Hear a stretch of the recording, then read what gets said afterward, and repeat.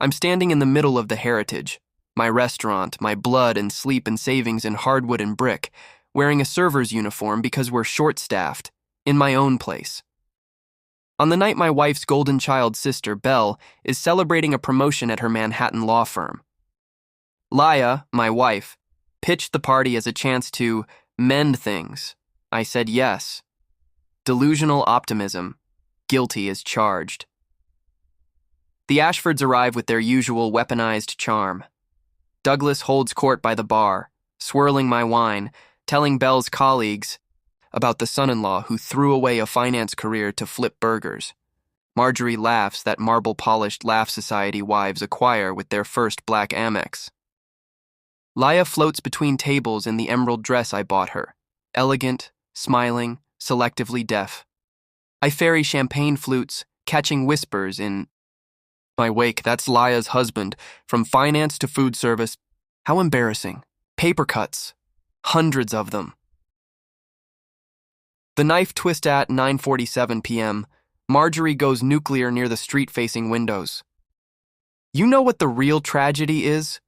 she announces, loud enough to silence the room. "My daughter married down, and now she has to pretend she's happy. He had a real future. Now he's serving drinks in his own restaurant like a common waiter. It's a disgrace to the family name." Everything stops, even the kitchen noise.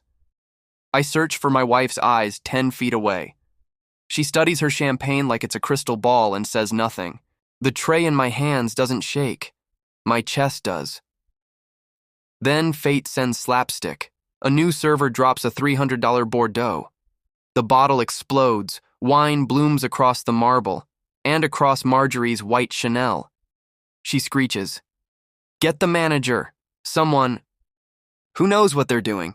I step forward, set down my tray, and speak clearly. That would be me. Ripples of surprise.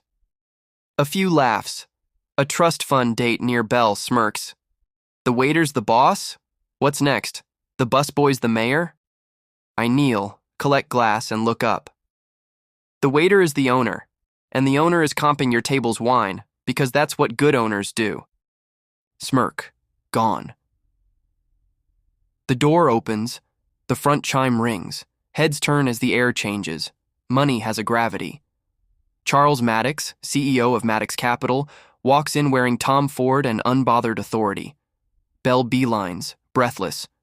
"Mr. Maddox." "What?" A surprise. He scans the room, finds me, and smiles the way powerful men smile at equals. "Well, if it isn't the owner of the Heritage," he says, hand out. "Marcus, good to see you. That anniversary dinner you catered for Sarah and me? Best meal we've had in years."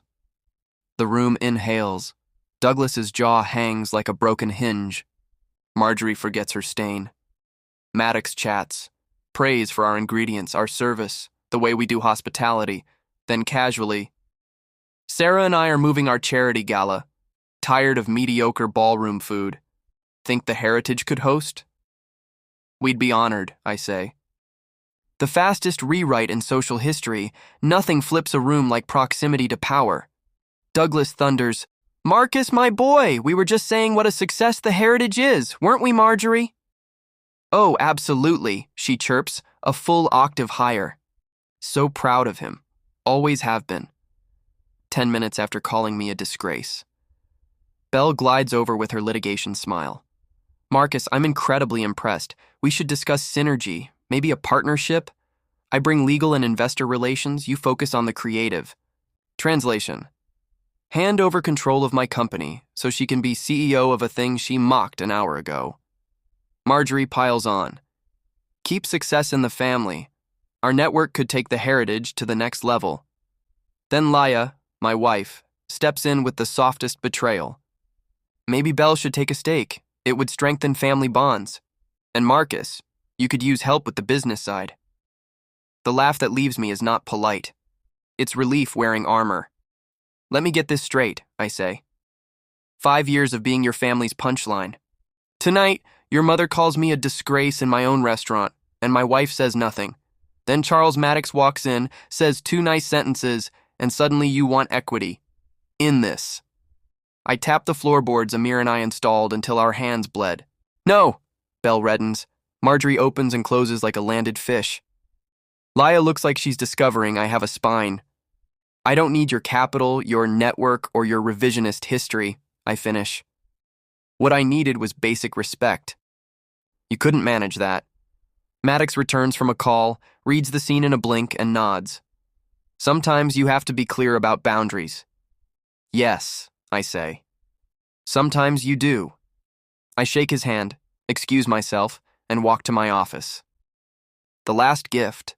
The restaurant hums on. Orders called, plates cleared, my place working exactly as designed. My phone vibrates. We need to talk, from Laya. Then, Mom's birthday next week. Everyone hopes you'll come. Don't let tonight ruin everything. Everything wasn't ruined tonight. It was revealed. I open Tiffany's website. If the Ashfords speak a language, it's gesture. I order Marjorie a Mikimoto pearl strand, overnighted to the Upper East Side. Gift note. Happy birthday, Marjorie. This is my last gift. I stopped being family when I stopped being useful. Marcus. Then I block 4 numbers. Laya, Marjorie, Douglas, Belle. Not rage. Closure. 1 week later, dawn pours gold across the floors Amir and I laid 3 years ago. The heritage smells like bread, coffee, and purpose. Since Maddox's visit, the reservation book is jammed. Food Network called. His team is planning a 400-guest gala with a near-unlimited budget. Owen arrives grinning. Shahana sketches gala decor on a napkin. Amir bear hugs me and raids the coffee. These people is family. What's the plan now? Amir asks. Same as always, I say. Serve great food. Create moments that matter. Build something we're proud of. Only difference? I'm done spending energy chasing the approval of people who'll never give it. At 10 a.m., the first guests walk in. Owen's welcome is warm, unforced. I stand where Maddox greeted me and where Marjorie tried to break me, and it feels like 2 different lifetimes. The phone buzzes with media requests. I let it. I look. Around, the exposed brick Shahana chose, the open kitchen, the light on polished wood. Tables where people fall in love, close deals, celebrate years well lived. Success isn't a country club ledger or a last name that opens doors. It's building something real with people who show up when the floor still smells like sawdust. It's knowing when to fire a client and when to walk away from a family. I was always enough. I just had to stop trying to convince the wrong audience.